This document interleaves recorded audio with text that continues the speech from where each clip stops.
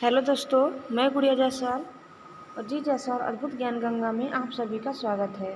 दोस्तों, आज हम लेकर के आए हैं डाकू की बेटी राजकुमारी की कहानी। ताजपुर राज्य के राजा नरसिंह बहुत ही दयालु और प्रजा के चहेते राजा थे। उनके कोई संतान नहीं थी। इसी गम में राजा और रानी दोनों परेशान रहते थे। उन दोनों ने इसे भगवान की मर्जी मानकर स्वीकार भी कर लिया था।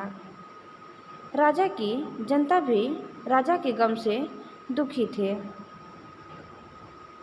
राजा तो शिकार करके या जनता की सेवा करके अपना समय गुजार लेते थे और इससे उनका मन लगा रहता था, लेकिन रानी तो पूरा दिन खाली रहने के कारण, सिर्फ अपनी संतान न होने के कारण दुखी रहती थी। राजा को शिकार का बहुत शौक था। एक दिन वो शिकार करने जंगल की तरफ चल दिए। उसके सिपाही भी उसके साथ थे। जंगल में राजा के सिपाही पीछे छूट गए और वो आगे निकल गए। वो आगे पहुंचा, तभी उसने किसी बच्चे की रोने की आवाज़ सुनी। वो आवाज़ के पास पहुंचा तो देखा कि दो डाकू एक छोटे बच्चे को तलवार से काटने वाले थे। राजा नरसिंह ने उन्हें ललकारा और अपनी वीरता से उन्हें मार दिया। राजा ने बच्चे को देखा तो वो एक सुंदर कन्या थी। राजा ने उसे गोद में उठाया। उसको लेकर वो अपने राज्य की तरफ वापस चलने लगा। अब उसके सैनिक भी उसके साथ थे। महल में पहुंचकर राजा ने कन्या को अपनी रानी को दिया और उन्हें सारी बात बताई। रानी ने उसे भगवान का उपहार बताया, जिससे उनकी खाली झोली भर गई थी। रानी ने कन्या का नाम भगवती रखा। समय बीतता गया। राजा ने भगवती को राजकुमारों की तरह रखा। उसे कभी भी ये एहसास नहीं होने दिया कि वो लड़की है।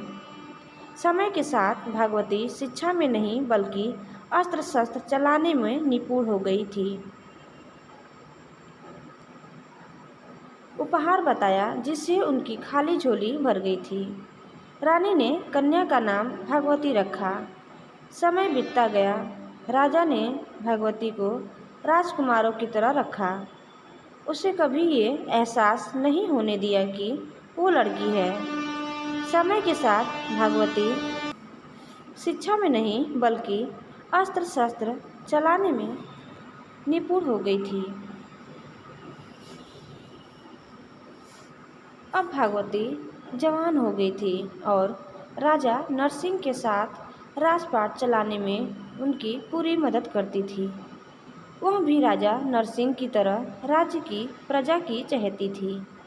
वह प्रजा के हर दुख को अपना दुख और उनकी खुशी को अपनी खुशी समझती थी। राज्य में चारों तरफ खुशहाली थी, लेकिन ये खुशहाली ज़्यादा दिन नहीं चली। कुछ समय से ताजपुर राज्य में आरा डाकू का आतंक छा गया। वह डाकू बहुत चालाक था। हमेशा वह लूट और कत्ल को अंजाम देता और गायब हो जाता था। आज तक उसकी असली शक्ल किसी ने नहीं देखी थी।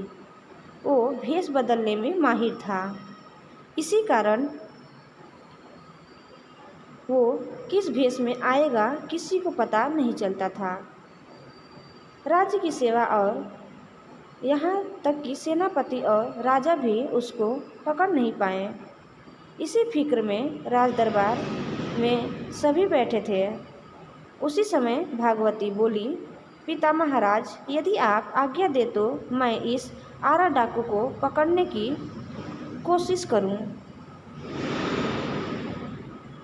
राजा बोले, भागवती, सारी सेना और सेनापति सहित हम भी कोशिश करके हार गए, लेकिन यदि तुम भी कोशिश करना चाहती हो तो जैसी तुम्हारी इच्छा, लेकिन सावधान रहना। वो बहुत खूंखार है।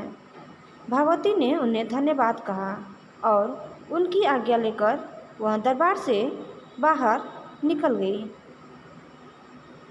उस रात भागवती ने एक मर्द का भेष बनाया और राज्य में घूमने लगी। वह हर जगह घूम रही थी। बाजार, गलियों, खेतों में लगातार घूमते हुए उसे 5 दिन बीत गए, लेकिन वो आरा डाकू का पता नहीं लगा पाई। किंतु वह कत्ल और लूट को अंजाम अभी भी दे रहा था। भागवती ने आरा डाकू के बारे में और जानकारी जुटाई और उन घरों के लोगों से मिली जहां पर डाकू ने कत्ल और लूटपाट की थी। उसको आरा डाकू के बारे में पता लगा कि वह जवान लड़कियों का कत्ल नहीं करता था और जाने से पहले उस घर की लड़की का कंधा जरूर देखता था। इस जानकारी से भागवती को आश्चर्य हुआ, लेकिन इसी से उसे उस डाकू को पकड़ने की एक तकरीब सूझी। अगले दिन उसने राज्य में घोषणा करवाई कि राजा नरसिंह के जंगल वाले पुराने महल में सब राज्य की लड़कियां इकट्ठी होकर गौरी की पूजा करेंगी, जिससे कि उन्हें मनचाहा वर मिल सके। इसमें कोई भी मर्द शामिल नहीं होगा और राजकुमारी भागवती इस आयोजन का संचालन करेंगी। तय अनुसार भागवती कुछ बहादुर लड़कियों को साथ लेकर जंगल के महल में पहुंची और डाकू का इंतजार करने लगी। उसे पूरा विश्वास था कि डाकू इस घोषणा को सुनकर यहाँ जरूर आएगा। भागवती को ज़्यादा इंतजार नहीं करना पड़ा। उसने देखा कि एक साया दीवार फांदकर अंदर दाखिल हो गया था।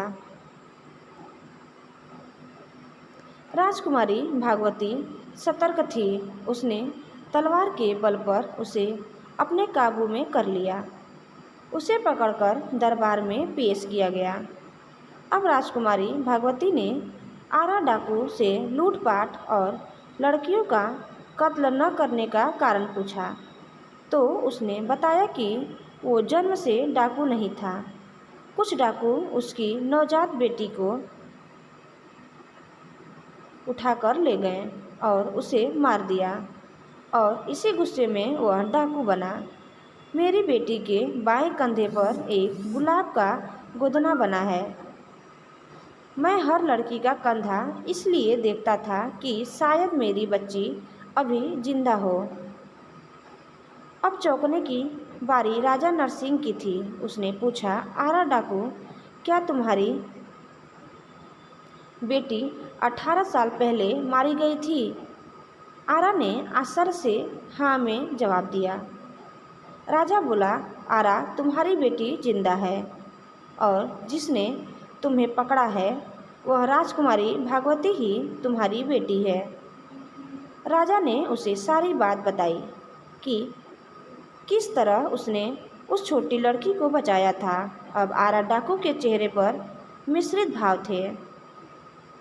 उधर राजकुमारी भागवती आश्चर्यचकित थी कि पिता महाराज ने उसे आज तक इस बात का एहसास होने नहीं दिया था कि वो उनकी बेटी नहीं है।